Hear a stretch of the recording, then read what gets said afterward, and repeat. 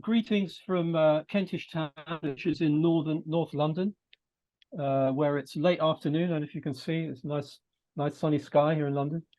And thanks to David for the invitation to speak. So I'm going to start my talk by with the subject of death, and why we die. What are the reasons for us dying? So there are various reasons, that are sort of perhaps uppermost in our minds in the last years. Coronavirus was very much on our minds as a cause of death. And recently in Europe, we have something new, a cause of death, which is Vladimir Putin. But in terms of, what all of us in the room are mostly going to die of, these are the major causes here. So this figure here, what it shows is as circles, various major causes of death, or the main causes of death actually in Western societies, and the size of the circle is an indication of the frequency of the cause of death. So you can see these three large circles. This is what will kill quite a high proportion of us. So this is cardiovascular disease in yellow, and then cancer in orange. Red, respiratory disorders is particularly chronic obstructive pulmonary disease, which is a really major killer. And there we've got the various nervous system disorders, which would include things like the various dementias, Alzheimer's disease, other neurodegenerative diseases like Parkinson's, and so on down to smaller and smaller causes of death, down to war, and at the top there, terrorism. So in terms of what is the major cause of most of these causes of death? In fact, a lot of it comes down to a single basic underlying cause, which is the process of aging.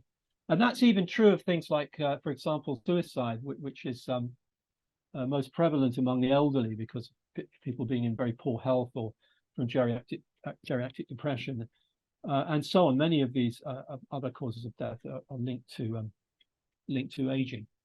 And the fact is that this process of aging, the biology of aging, is something that we still really don't understand. So what we're looking at here is a question about a biological process which is the main cause of disease in the world today, and we don't understand it. So I mean, one could argue that this is understanding aging is perhaps the most important question in biomedical science. So given that it's so important, you might wonder, well, why haven't scientists figured it out yet? And I think one of the reasons, quite simply, is it's very complex. So complex processes in biology, a good approach to try to understand them is to use really simple laboratory models, where you find the simplest organism that manifests the phenomenon that you're trying to understand, and you start there, understanding it there, and then if we could understand aging in terms of its fundamental principles, what really causes aging in an organism like C. elegans, that would, one assumes, would give us a kind of foot in the door. It would give us a good starting point for understanding aging in an organism that actually matters, particularly obviously our own species. So it's very important to understand aging in C. elegans, and this has been a big focus of research for quite a few decades now. One of the approaches that's been taken in particular, what's sort of in a way energized this field of worm aging research, is the use of genetics. And so, lifespan is clearly to a large extent something which is genetically determined. Different animal species have very different lifespans. So, potentially one could discover the genes that actually control lifespan. And one way to do that is just to use the standard old approach of classical genetics. You identify mutants with alterations in your trait of interest. So here, that would be mutants, particularly with increased lifespan.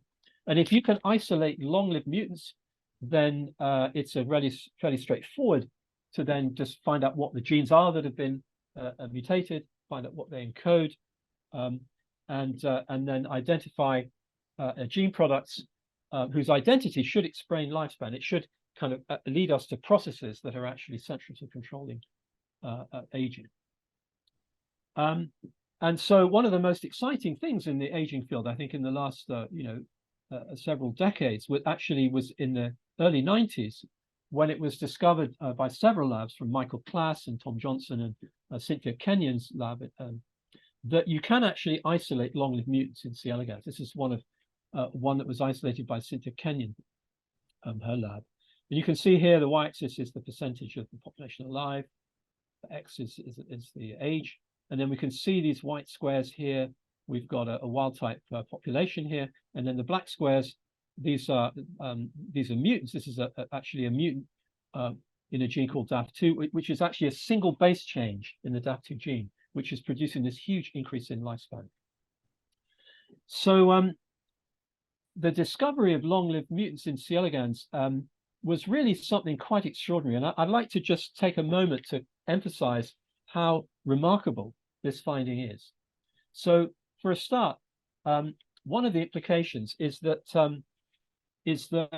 this mutation must have altered some sort of core process of aging, which would be upstream of all of the diseases of aging. So something has been changed in the worm here, which is determinant of essentially all of the diseases of aging in the worm. So if the human equivalent would be something that was controlling everything from cardiovascular disease to cancer to osteoarthritis to macular degeneration and so on and so on. So the implication is that there are some sort of core mechanisms of aging controlling everything, all of the diseases, and the possibility then is there that you could actually intervene and manipulate aging as a whole to actually control diseases of aging in their entirety. And so this offers the possibility of also understanding this process. And because the second thing which is really exciting about this is that it's in C. elegans, which is a famously simple and tractable model organism. And at the time when this came out in the early 90s, I was just I thought this was absolutely incredible, because the implication was, in C. elegans, how difficult would it be to discover what these genes encode and really crack the secret of aging, and in a way, you have the potential to revolutionize medicine. And so, I thought this was something that I could, dedicate my research career to. This was something really worth going after. And at the time, in the early 90s, I thought, well, how long was this likely to take? This couldn't be that difficult. That one might think 5 years, perhaps a few years more than that, but that's all it would take. So I moved over from I was at Imperial College in London to the University of Missouri in Columbia, and the lab of Don Riddle. So Don Riddle was actually isolated initially the DAF2 mutants that was long-lived. But this was 1993. This is a long time ago. Now, 25 years. I talked about solving it in 5 years, and just to sort of put it in perspective, I mean, when I first went there, this was when Bill Clinton was first inaugurated his first term of office, and it's actually the year that Ariana Grande was born. Things did move quickly, actually, at the beginning in the mid to late 90s. The genes were cloned for a number of long-lived mutants, and they identified a pathway which is something that's present in humans. It's the insulin or IGF-1 signaling pathway, called IIS for short. And so this is a very, very simplified version of the pathway. So you have the DAF2 insulin IGF receptor, a cascade of various kinases. And what the pathway does particularly, it's important, is to switch off a transcription factor of the forkhead FOXO class called DAF16. And it's DAF16, which Cynthia Kenyon used to call sweet 16. That's the gene where the wild-type activity seems to be producing this extraordinary longevity. And DAF16 transcription factor is controlling aging. When I moved back to London, one of the things I got involved in at the beginning was another, I think, really helpful step, which was to look at the role of insulin IGF signaling in other organisms. We looked in fruit flies and in the mouse. So this was work with Linda Partridge in flies, and Dominic Withers in the mouse. Other labs in the US worked on this in parallel, and it turns out that this pathway is also having effects on aging, on lifespan, in worms and in flies and mice. So this is really exciting. It seems to have a kind of a universal effect on aging, making it more likely that whatever we learn from worms will be relevant in humans.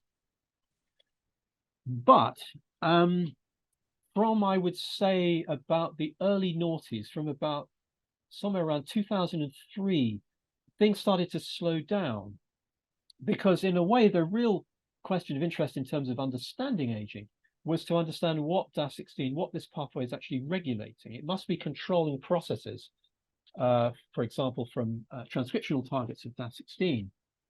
And this whole question of what the pathway is controlling turned into a kind of a genetic badlands, where people looked and looked and looked and published and published and published. But in terms of the question of what aging actually is, what this process is, we still didn't have an answer. We still don't really have an answer. So about 10 years ago, I sort of despaired really about where this field was going.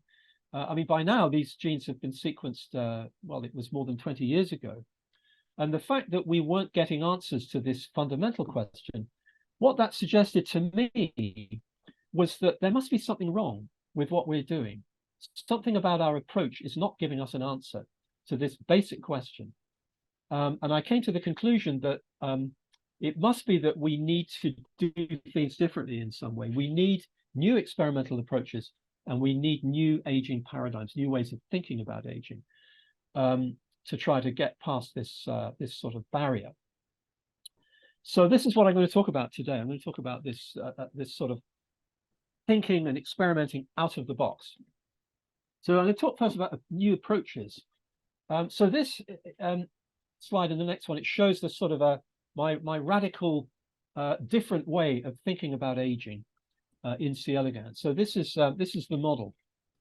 So what we had, 20 or 15 years ago, we discovered genes which are regulatory proteins that are controlling aging and determining the timing of death. And these pathways are clearly working through some sort of regulated effector genes.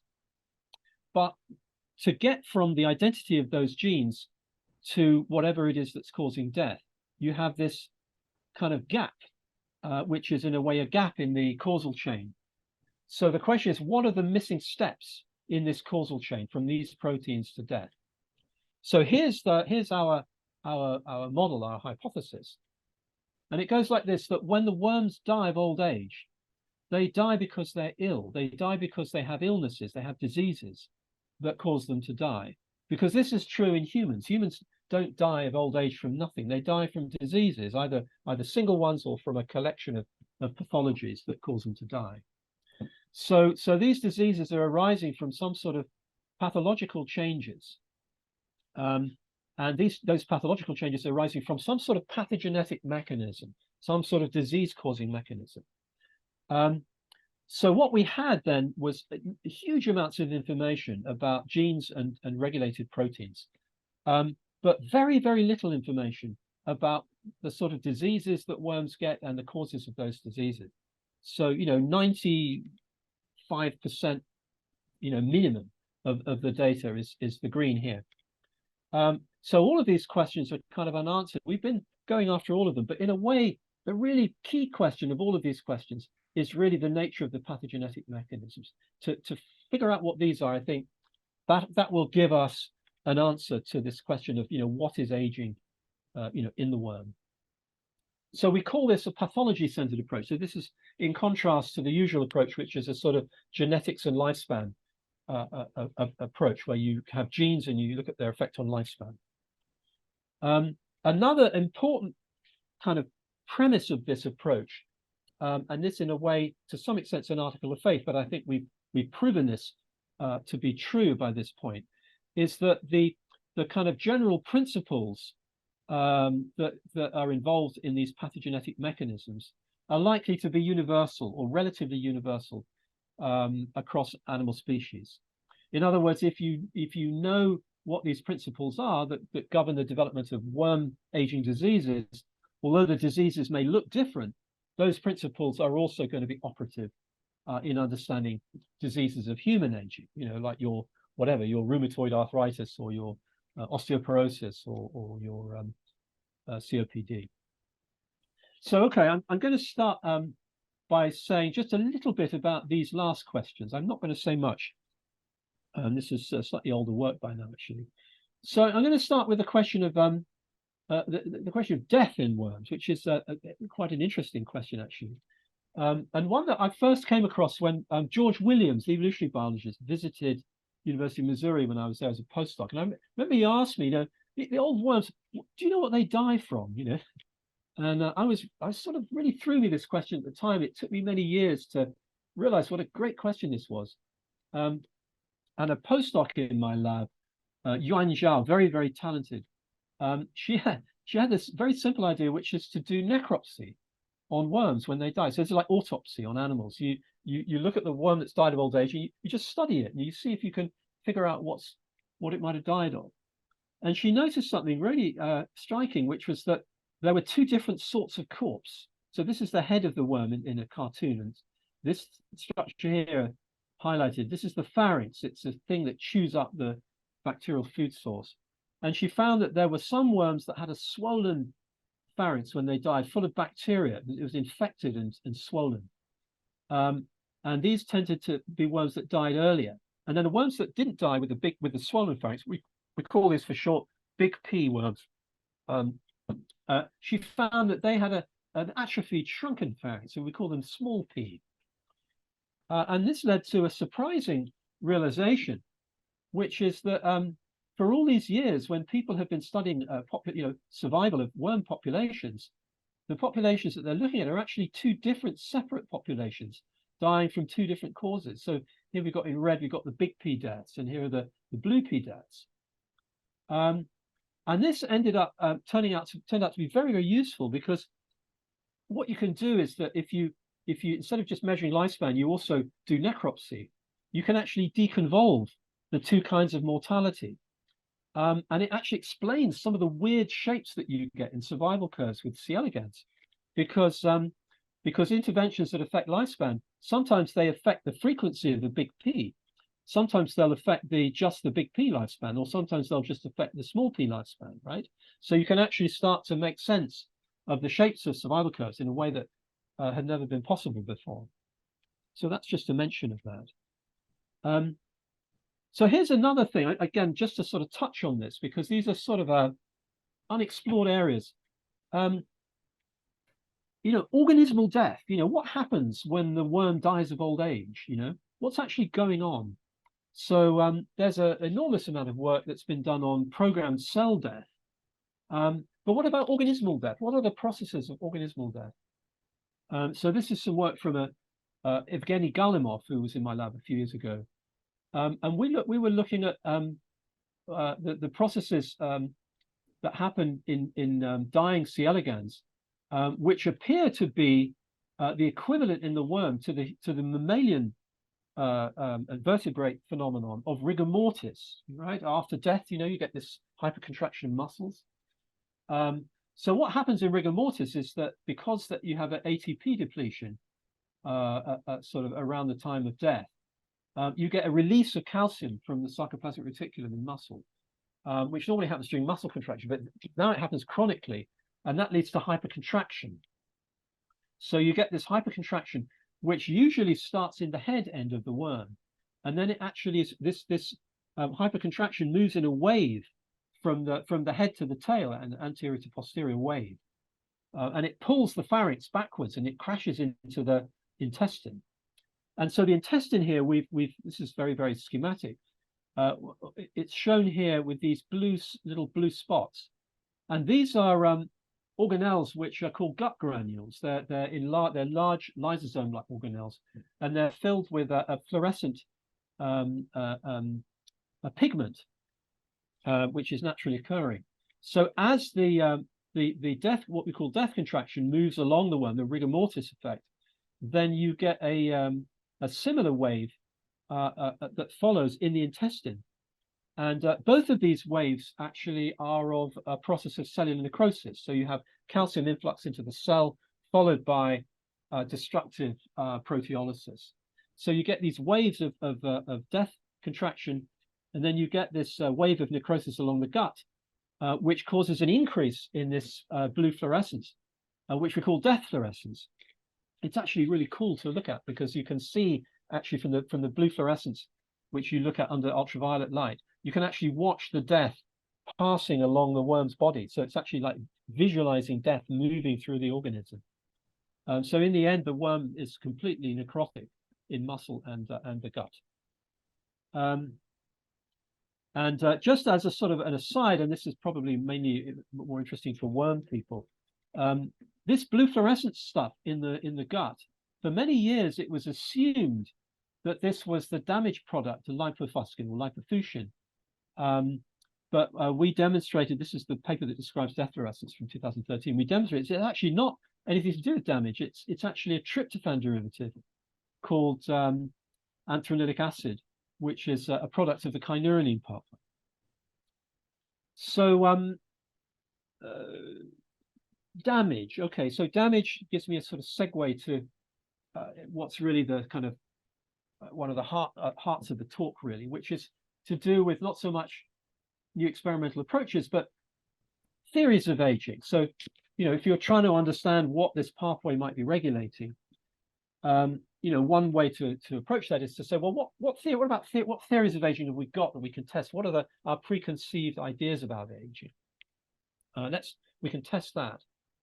So since pretty much the period shortly after the Second World War, the aging field, in terms of ideas about the mechanisms of aging, has been very much dominated by a certain way of looking at aging.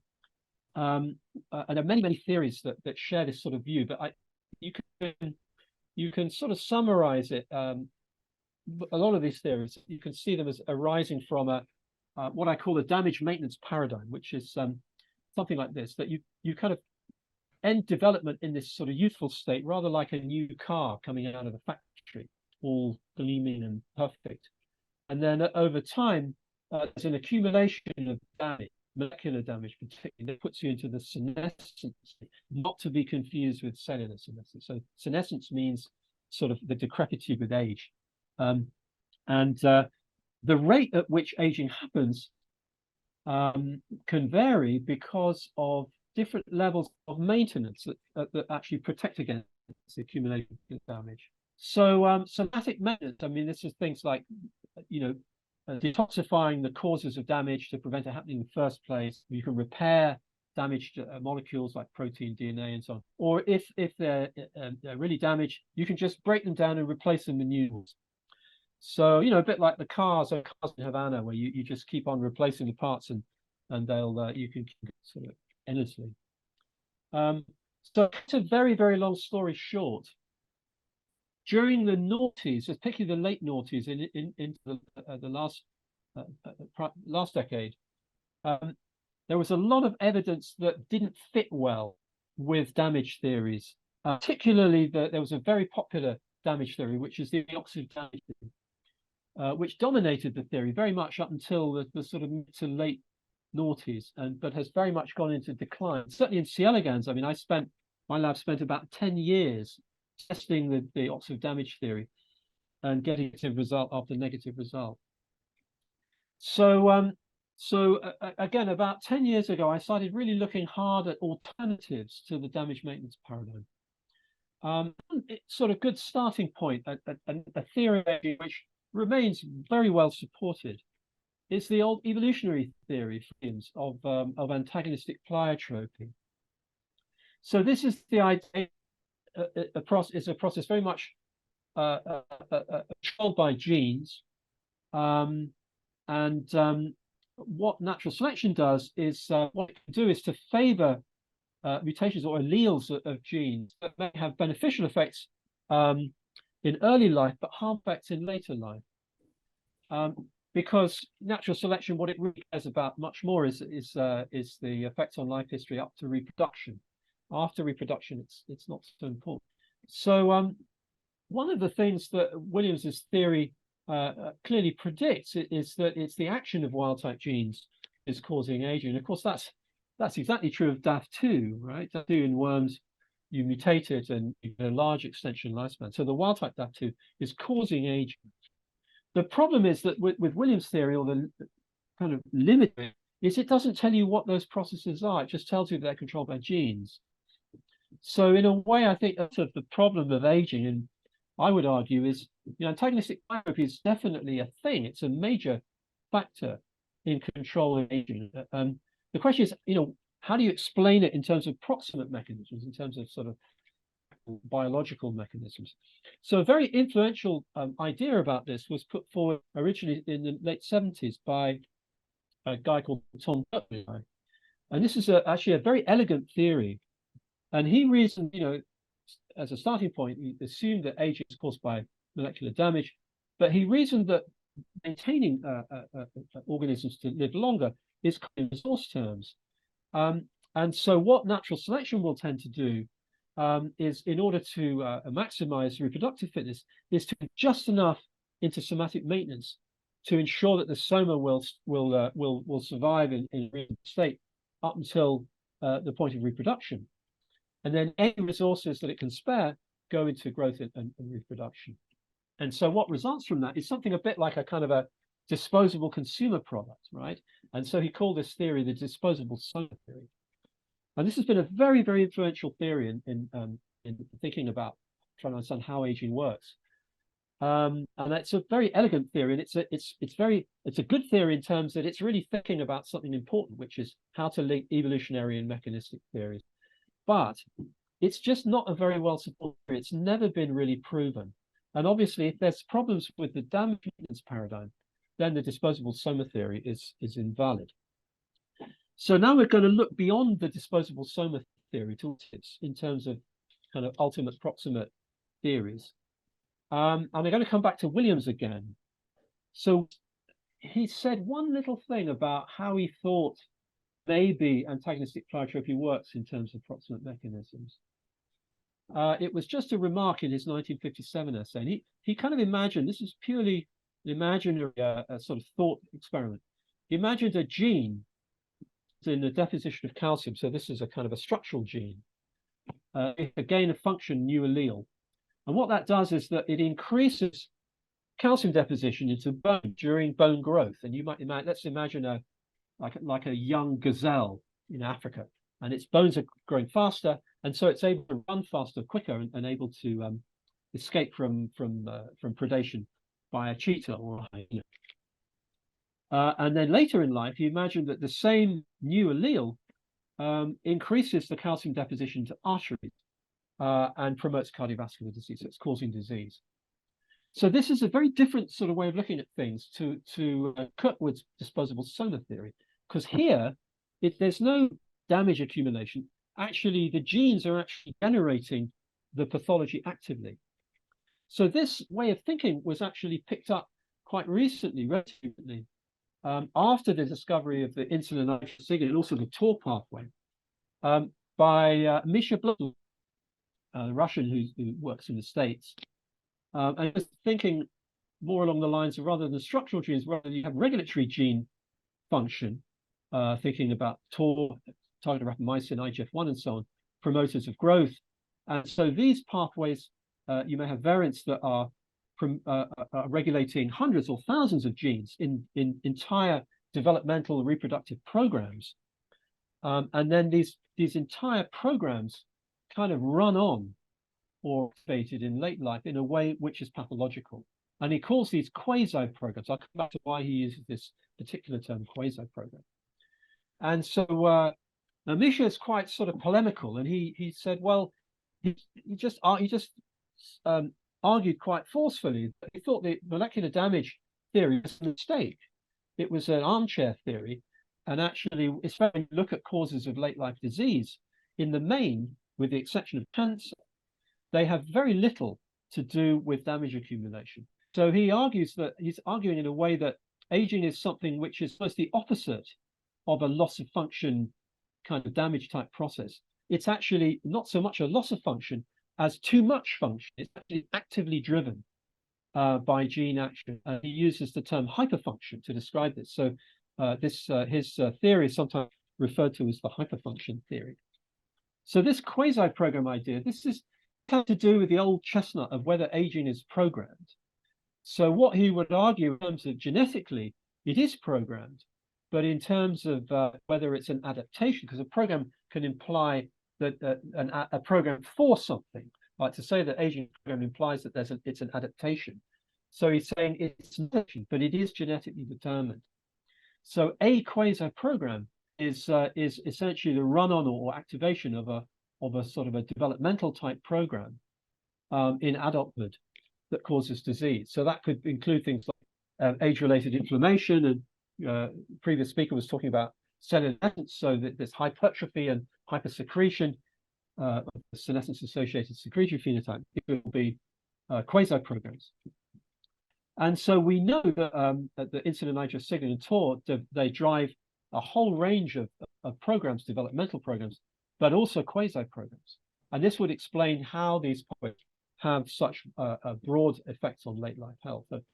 And, you know, I was really, when I came across Mish's work and started really thinking through a lot of the earlier discussions, I sort of came to a realization, because back in about 2000, you know, the genes for controlling aging had been found, or some had been found, well, in mice, and it was clear that, you know, growth hormone. So the idea was to look at the genes and get a clue about the nature as a process. And the clues we had were growth hormone driving aging, insulin-like growth factor, target of rapamycin, which promotes growth. And so at the time, we thought, well, okay, these pathways are controlling and driving growth and development, but they also to some extent have effects on somatic maintenance. So at the time, the deduction was, well, growth and development is nothing to do with aging, because aging is caused by damage. So it must be that there would be somatic maintenance.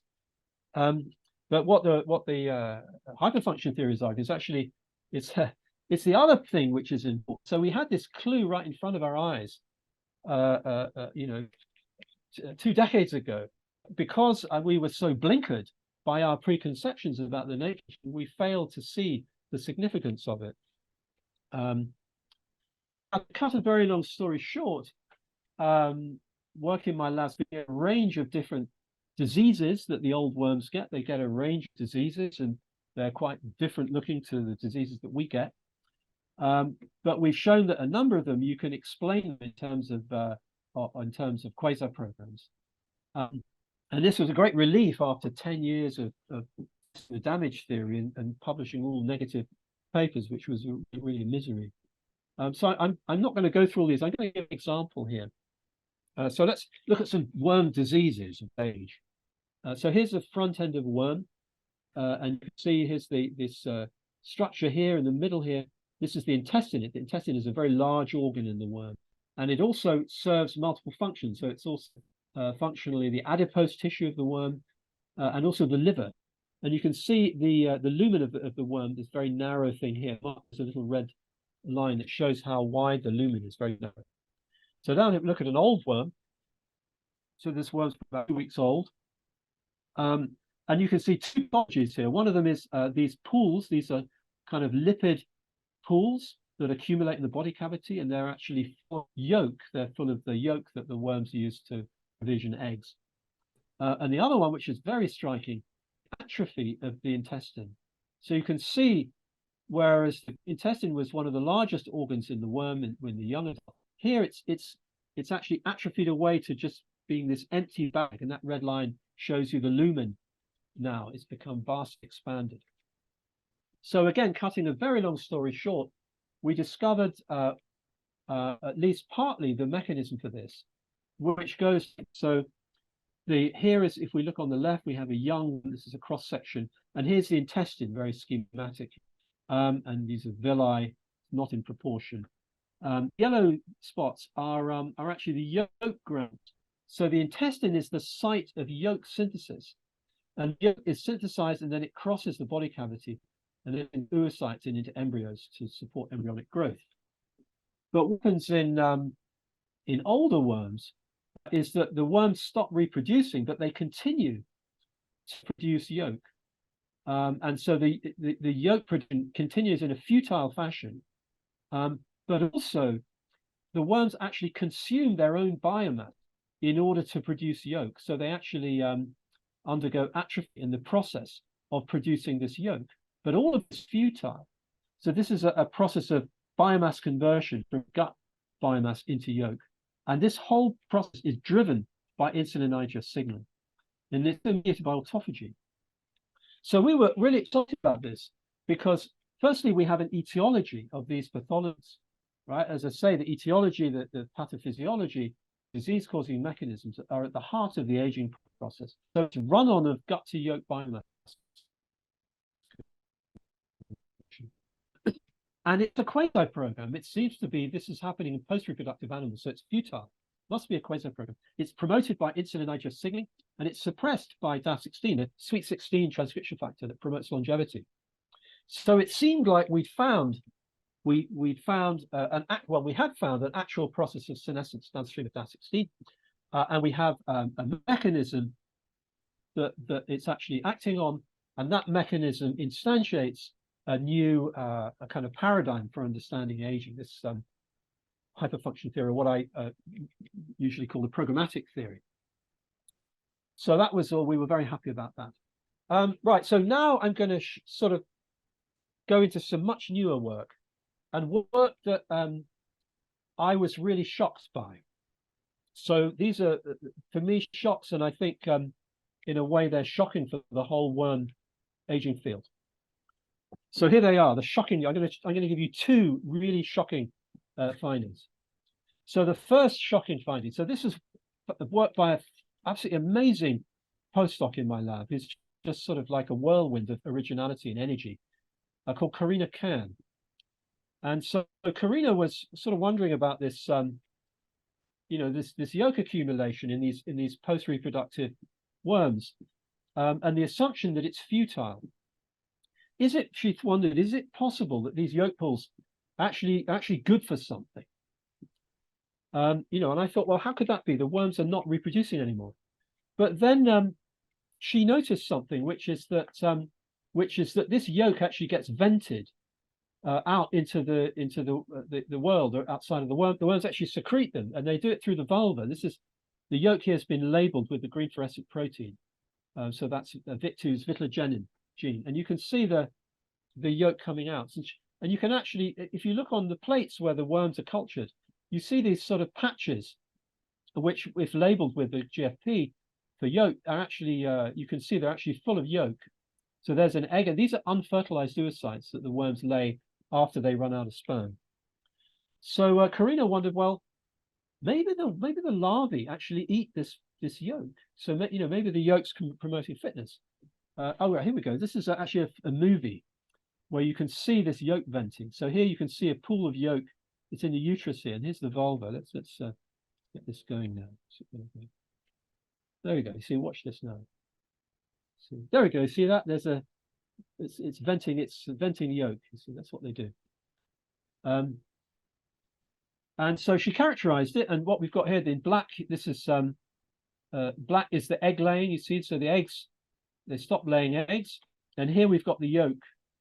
You see, so just after egg laying, there's a big peak of yolk venting, and then they continue on for quite a while, sort of eating up their intestine. So then what she did was to test whether the yolk could actually affect larval growth. So she put worms on plates with no food. Normally you have E. coli at the food source. So these were she put mothers that 4-day-old mothers, which is when you get most venting, and she left them for a while, took the mothers off, and then put eggs on the plate, and then looked at the growth of the eggs. And so here we've got no mothers present, and here the mothers have vented yolk, and you can see this is the length of the larvae. The larvae are bigger. Here, because maybe the worms secrete something else apart from yolk that affects larval growth. So here she had a late larvae, and again, preconditioning plates with the mother's yolk, the larvae grew bigger. So then she did a more sort of powerful experiment, which was to have 4-day-old mothers venting in both cases, but in one case, the yolk proteins had been knocked out using a double RNAi for the VIT genes. And if you knock out the yolk protein, then the larvae grow more slowly. So we wondered, what about if you have a mother? Can she benefit her own progeny by venting yolk? So what we did, we took a mother with just her last eggs. We let her lay her last eggs, and either we left the mother or we took her away. So here the mothers have been left in situ, and here the mothers have been taken away. So removing mum, so she's not sort of pouring yolk onto the larvae grow less well. Or we did another experiment where instead of removing the mothers, we replaced them with surrogate mothers, which had the yolk protein knocked out. And again, we lose the advantage. So what this shows is that the vented yolk can promote larval growth. In other words, it's functioning in a way quite like a milk. So functionally, it's sort of equivalent to a milk. So I'm going to skip over this into the time. Okay. So what this suggested was that there's something a bit like lactation in worms. So when we initially came up with this idea, I was worried because I just thought it was silly. But when I talked to colleagues, I found that actually other invertebrates also have lactation, and it's called lactation in tsetse flies. And there's a thing called the Pacific beetle cockroach, and they produce fluids for their offspring. It's referred to as milk, kind of milk. So, this was quite a surprise because it overturned our conclusions of our previous paper in terms of whether this was a quasar program, because the quasar program idea implied that the whole process was futile. But in fact, if it's not futile, if it's actually promoting fitness, it's not a quasar program at all. It's actually it's a fitness cost, what you call a direct reproductive cost. But it is programmatic, and it's what we call a costly program, right? So rather than being a quasar program, it's a costly program, another type of pathological programmatic process. But this wasn't the shock. That wasn't the shock. The milk was kind of cool. The fact that it was a trade-off, not quasar program, that was kind of, we had to change our conclusions. But the shock was the realization that this type of process where you destroy your own organs in order to promote fitness in your offspring, this is highly characteristic of something called reproductive death, a kind of suicidal reproductive death, reproductive effort, which you find in what are called semelparous organisms. So these are organisms with a single suicidal reproductive effort. So we are not, our species, we are not semelparous, we're yttroparous. We have a slow aging process, multiple rounds of reproduction. And in fact, in semelparous organisms, it's long been known that if you block reproductive death, you get these huge increases in lifespan, right? If you take a Pacific salmon and you gonadectomize it just before it spawns, instead of dying within a few weeks, it'll live for up to 5 years. You get massive increases in lifespan. And this is a marsupial mouse that it's similar. It dies after a few weeks when the males, when they go into a sort of mating frenzy. If you prevent that, then they'll live for several years. In fact, in C. elegans, if you block the germline function, and you block reproductive maturity, it also extends lifespan greatly, raising the possibility that life extension in C. elegans could actually be due to suppression of reproductive death, like castrating a salmon. In fact, we've done a lot of work about this recently, which I'm not going to do for time, but it's in press at the moment, and there's a preprint about this work, making the case, along with a couple of extended articles, that C. elegans may well actually be experiencing reproductive death. It may be semelparous. So it's dying. It's not dying of aging. It's dying from reproductive death, which is a different thing in a way altogether. Well, I just wanted to say something about, it's nice when you publish these kind of surprising stories. You get there's usually a lot of sort of stuff on Twitter, like this kind of thing. And it's always fun seeing what people say about this work. This was one of my favorites. Someone, Brittany Borowicz, a nice article, but the heading was microscopic worms pee milk on their children as their bodies decompose, which kind of threw me a little bit. But then I realized she's thinking that because it's a vulva, that the worms pee through the vulva. Actually, the worms pee through a little hole on the ventral side of the head called the excretory pore. So it's a slight inaccuracy there. But anyway, you know, it's a understandable mistake. Right. So it's a very important question. If C. elegans, as we were arguing, is semelparous, what does that mean for all the work that's been done on C. elegans as a model? You know, should we stop using C. elegans as a model for aging? Is it relevant? I actually think the answer to this is actually that C. elegans is still useful. And let me, I don't say that because I work on C. elegans, I promise. So here's what we've argued about this. So we being particularly Karina and I. So okay, you have Itroparous species like worms, flies, mice, humans, and then semelparous species, as I've said, things like Pacific salmon, and we argue C. elegans. So what we've argued is that reproductive death probably evolves through amplification of programmatic processes that exist in Itroparous organisms, right? So you've amplified something that's causing a rapid deceleration or shortening of lifespan. And in fact, if you look if you look at the comparative life histories, there aren't just simply Itroparous and semelparous species. It's more like a continuum between completely Itroparous and completely semelparous species. And so here's an illustration of how we think about the relationship between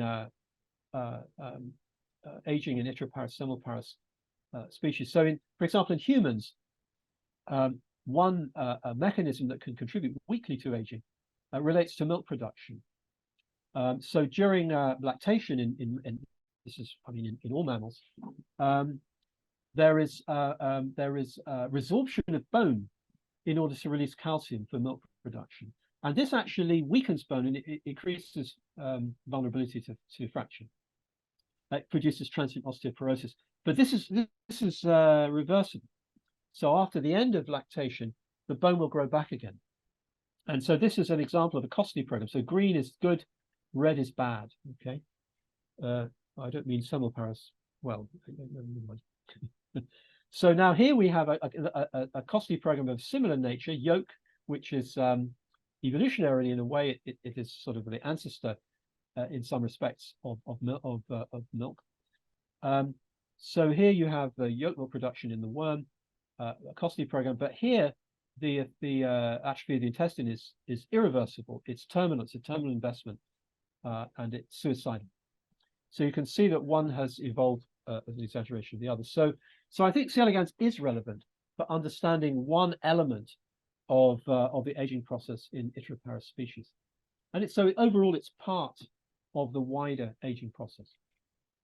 Okay, here's the second shocker, and this is slightly older work from this is from Evgeny Galimov again, and an evolutionary biologist, Canadian, called Jennifer Law. So here's some old data. This is not from my lab. This is from the University of Arkansas, and this is looking at survival in 2 mutants of a gene called AGE1. So this is the wild type. And these are 2 AGE1 mutants. Look at this. This is a 10-fold increase here in mean and maximum lifespan. It's incredible.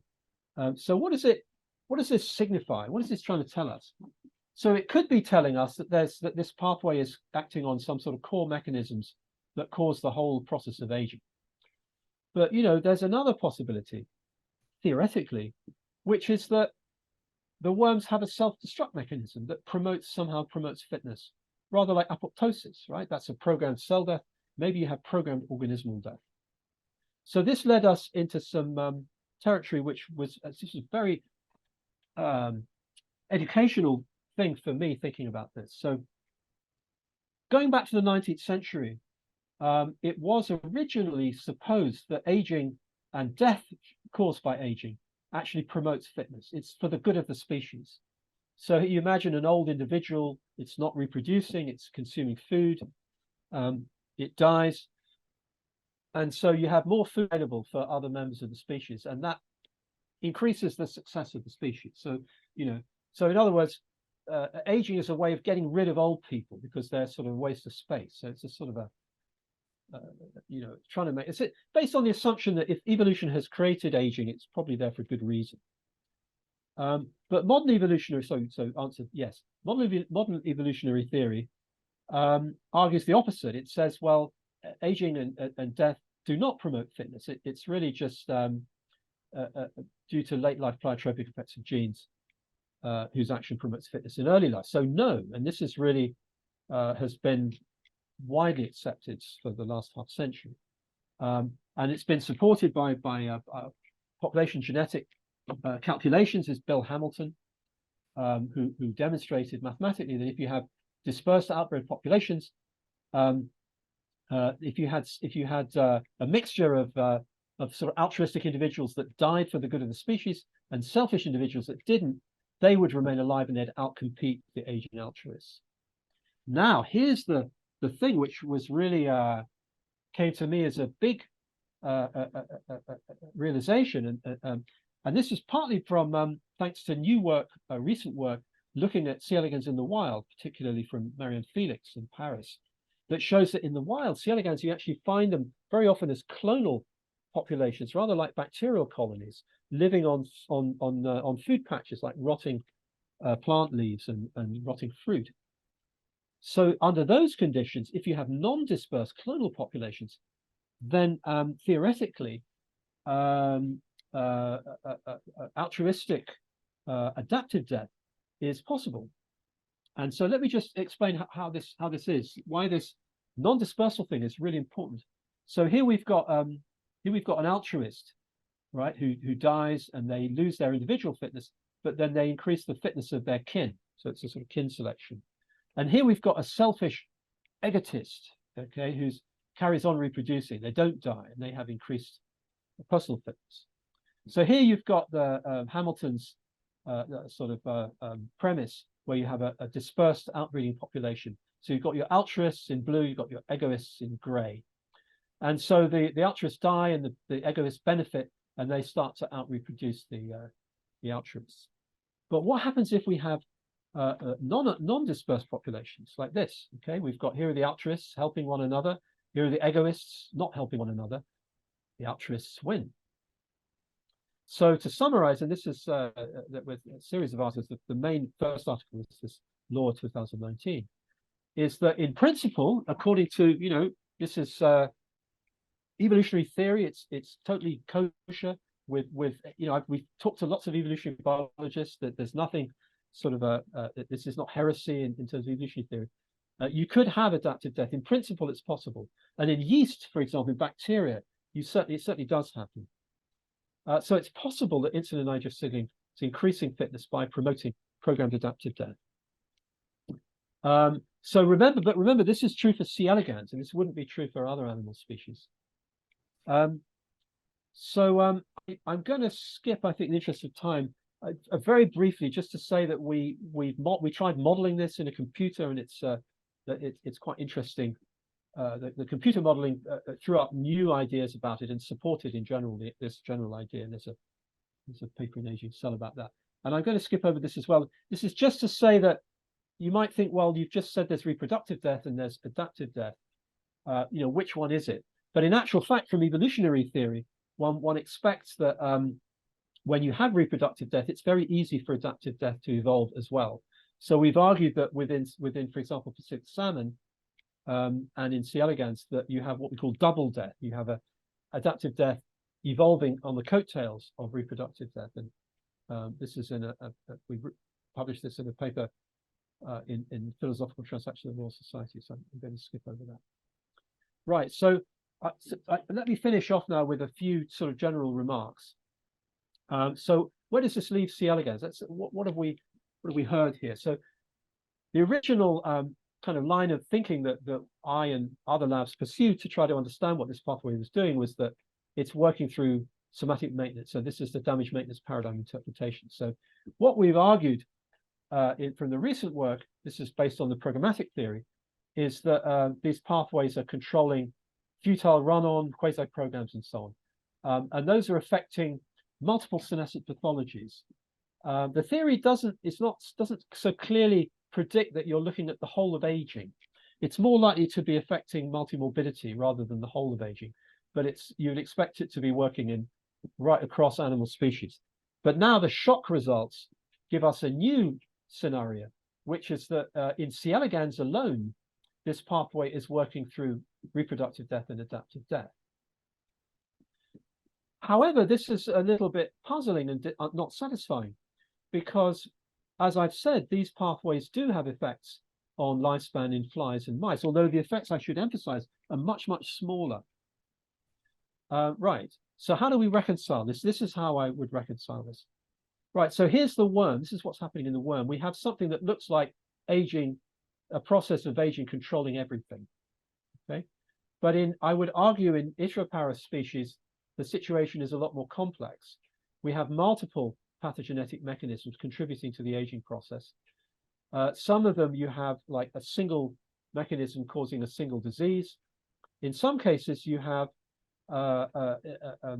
etiologies that are causing multimorbidity. Okay, so if you hit something like this, you're going to see an effect on lifespan. So this could be something like TOR signal. Rapamycin might be suppressing multimorbidity. Rapamycin doesn't suppress all of the aging in mice. Some aspects of aging are not affected, and some even get worse. But overall, the mice live longer. So I think the evidence that the experimental procedures we're looking at are controlling the whole aging process is actually not very good. So in C. elegans, it would seem like DAS16 is controlling the whole aging process, but in reality, it's probably working through effects on reproductive and adaptive death. Okay. So, you know, coming back to going back to my original hopes going to Missouri in 1993, I'm sort of reminded of how it was when I was a little boy, and you know, I used to really like reading things like Superman and Batman, and Fantastic Four, and you know, X-Men and all that kind of stuff. And I can still remember when I realized that they probably weren't real people, and it was really quite painful, you know.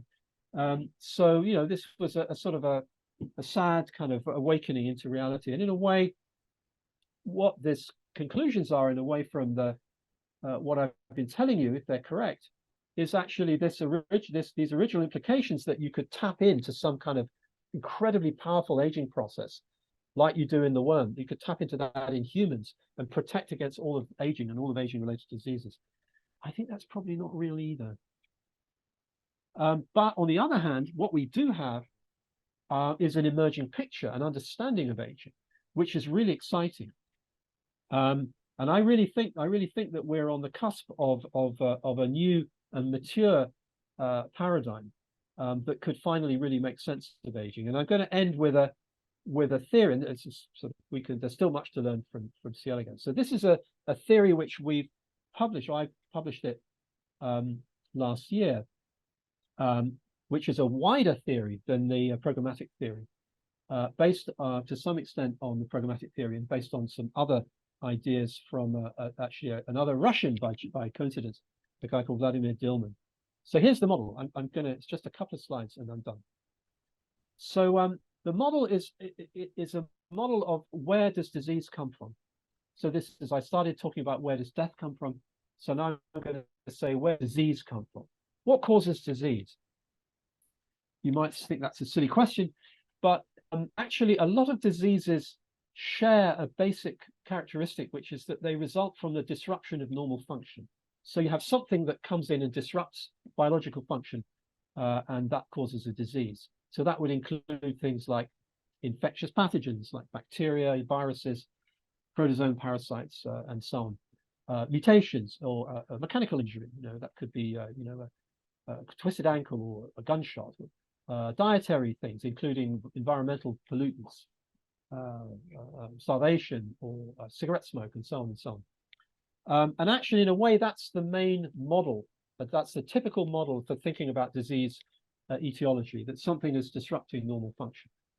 And actually, diseases of early life largely fall into this sort of paradigm. So according to the new model, and this is a very simplified version of it, aging is different because there are actually two major classes of etiology. One of them is this same disruption of normal function paradigm, etiology. And this actually contributes very strongly to mean lifespan, and it contributes to the differences between individuals in terms of how long they live, and yeah, how well they age. But aging has a second etiology, which is actually the wild type genome or wild type genotype. And diseases of aging themselves, what makes them so difficult to understand is that they are multifactorial in terms of etiology. Many diseases of aging, there are different ways that the same disease can be generated. And it's often a combination of disruptions and wild type genotypes. And these are the programmatic mechanisms that work together. And I'll give you a nice simple example, very familiar, COVID. So when people die from COVID, they usually die from SARS. Most people who die from SARS are elderly. So the reason why they die is because of a combination of the infection with the coronavirus, but also the aging of their immune system. And that interaction results in these cytokine storms that can cause very rapid death. So in a way, SARS is a classic example of an aging-related disease, which is a compound. It's etiologically a compound disease resulting from disruptions of normal function and wild-type genotype. And why is wild-type genotype so bad? How does it become so bad? The answer lies to a large extent in the process of evolution.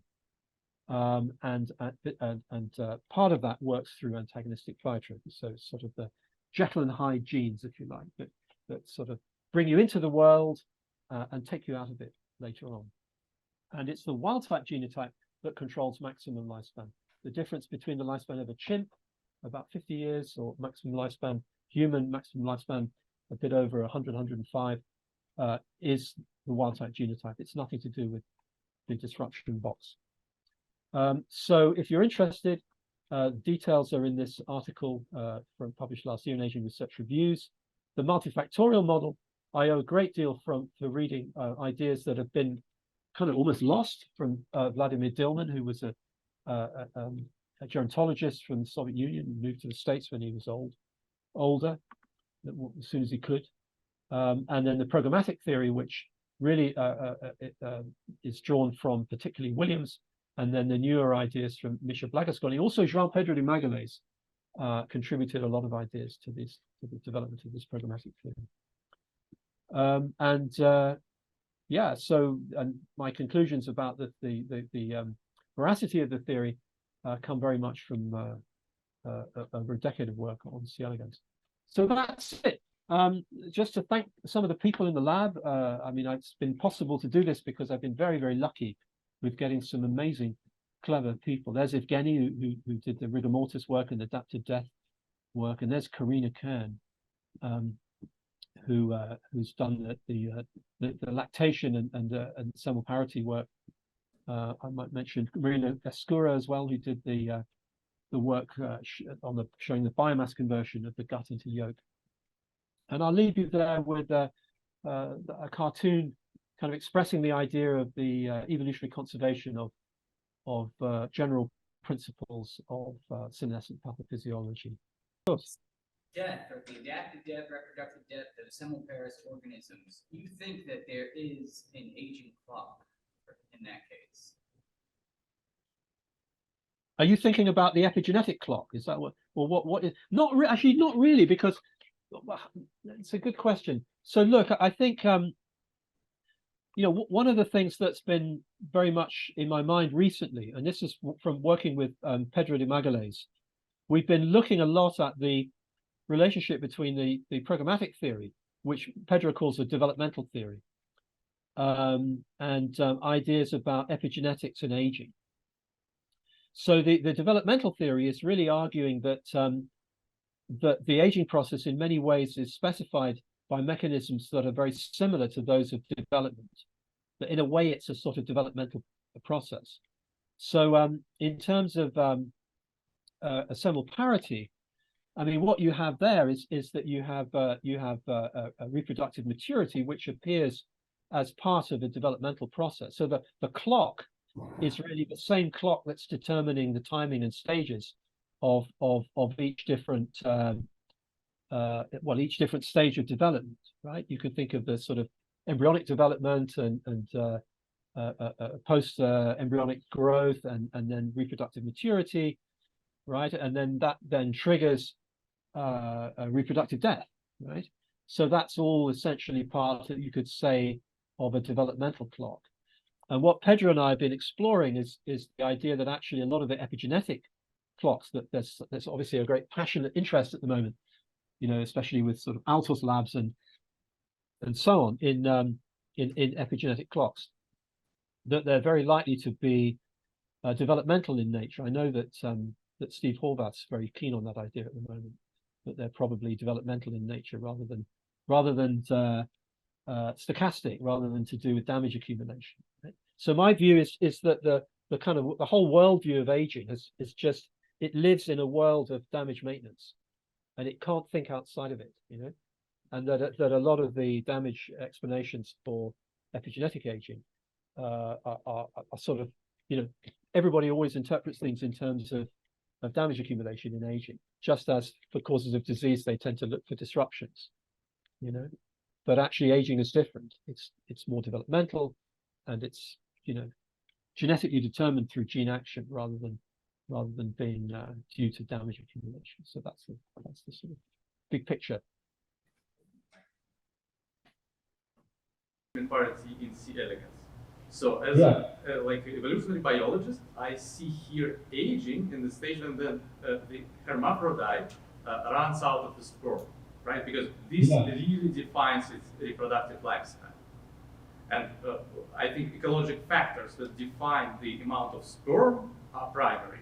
And then after they run out of the sperm, yes, indeed, there are ways how to benefit him by this useless body, or more or less useless body.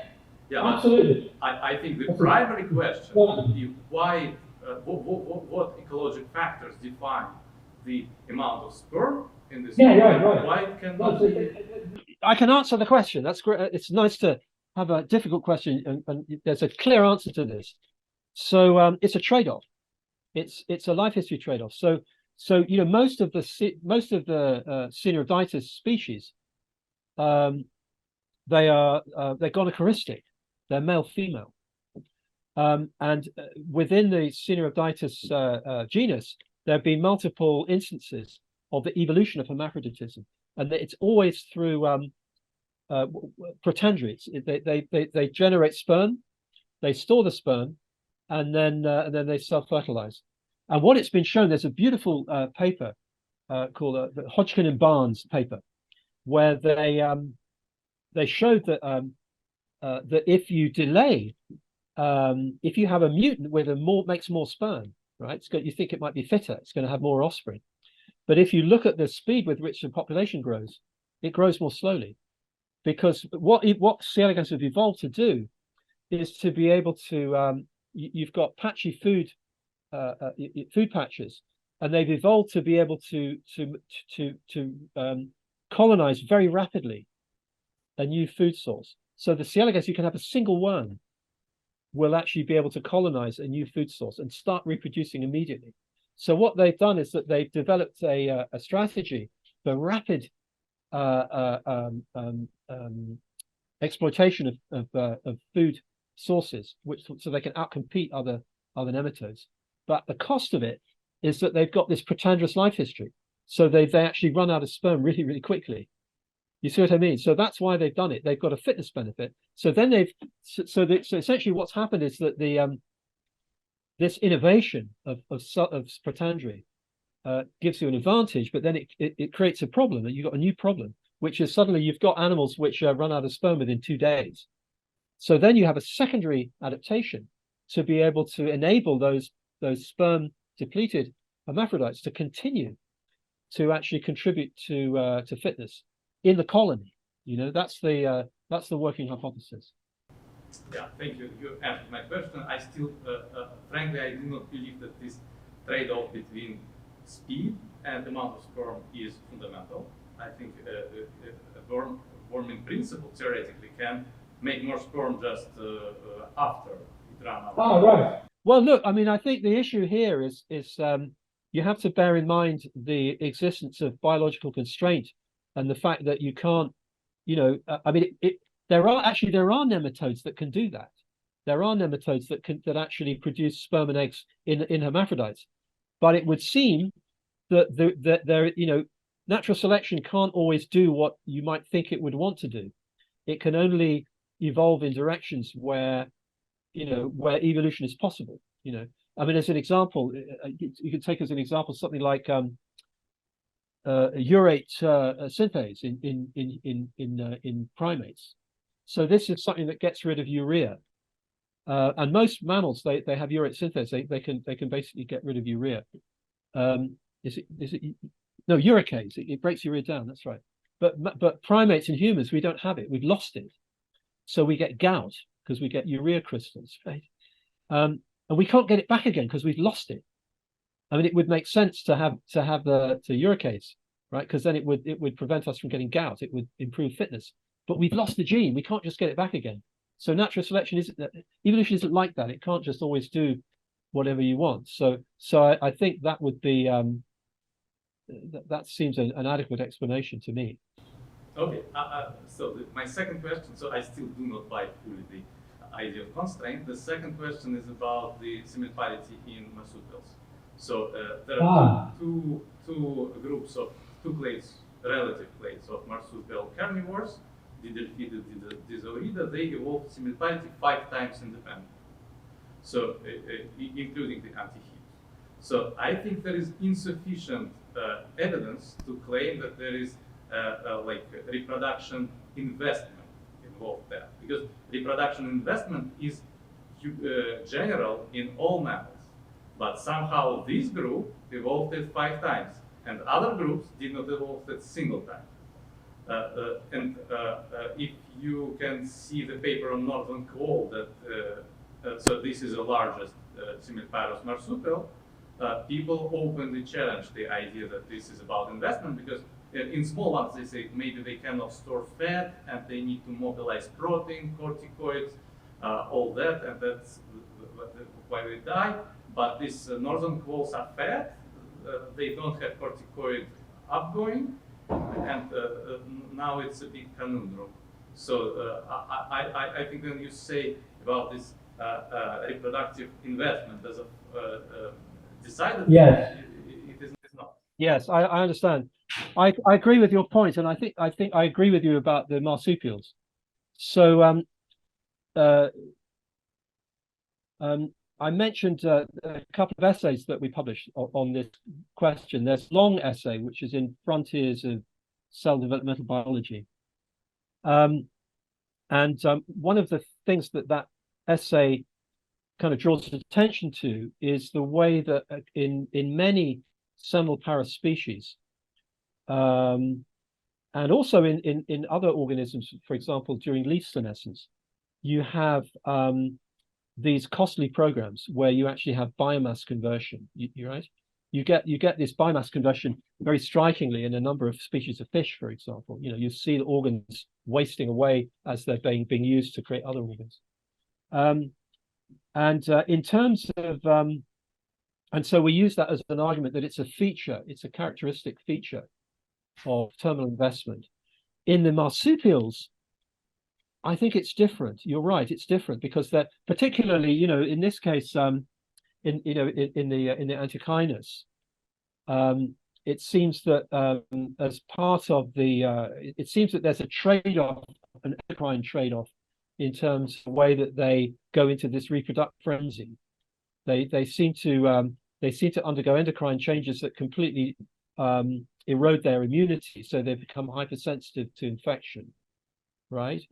And so it's not clear that it's like a behavioral cost, but it's not clear that it's an investment in the sense. It's not a like a biomass conversion type of investment, right?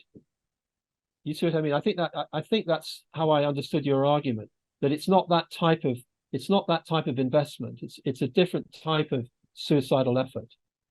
You know, it's more behavioral. It's more behavioral. You know. So the problem, this aspect is that this is very specific to this clade, and I think I don't see the model that explains what is specifically unique to this clade to explain similarity. But I think I took too much time. I think some people also can have questions. It's a very good question. I'd never actually thought of that question, but it's a puzzle, isn't it? Why would it evolve in that clade and not, for example, in small mammals or any mammals or birds for that matter? Any more questions? The worms that are mutated so that they don't die of reproductive death, what do they die of? Ah, very good question. Yeah, we don't know. And actually that's that's something that we've argued as well, which is that maybe, if you're worried about kind of learning only about reproductive death from studying C. elegans, well, if you have worms where you block reproductive death, you can look at what's controlling their lifespan. So in principle, yes, that's a very interesting question. So for example, DAF2 mutants, what are they dying from? And that's really not clear. Yeah, in a way, like we haven't explored that. We haven't gone there at all. One would want to kind of start all over again, looking at various mechanisms. But I mean, one of the things that that Blagosklony argues, for example, he doesn't argue that humanity does. What he argues is that actually the effects on lifespan that you see in the mutants here, and what actually people tend to die from, the diseases that people die from, they're not caused by damage accumulation. But if you suppress them, then maybe you would die from damage accumulation, right? Yeah, I don't have an answer to that, but I think there's a lot of future in that, in the answer to that question. And just to sorry if I keep repeating the same question from before, but you're saying that the reproductive adaptive death of semmelpararis organisms, maybe the worms, they hijacked a normal aging pathway, and then there must be a clock, and the body must know that now it's time to go through reproductive death. And so if they're just hijacking a normal aging pathway, does this mean that there's a clock associated with that for the normal? Ah, right. No, I wouldn't say that. I think so the working model is that aging in Yttriaparus organisms is probably much more multifactorial. You have a whole range of different things going on. So as an example, DNA damage accumulation definitely does contribute to aging in humans. It's not really clear whether it contributes to aging as a whole, but it certainly contributes to cancer, which is one of the major reasons why we die of old age, and it's in a way part of the aging process. Whereas in C. elegans, it's not clear that DNA damage plays any role in aging.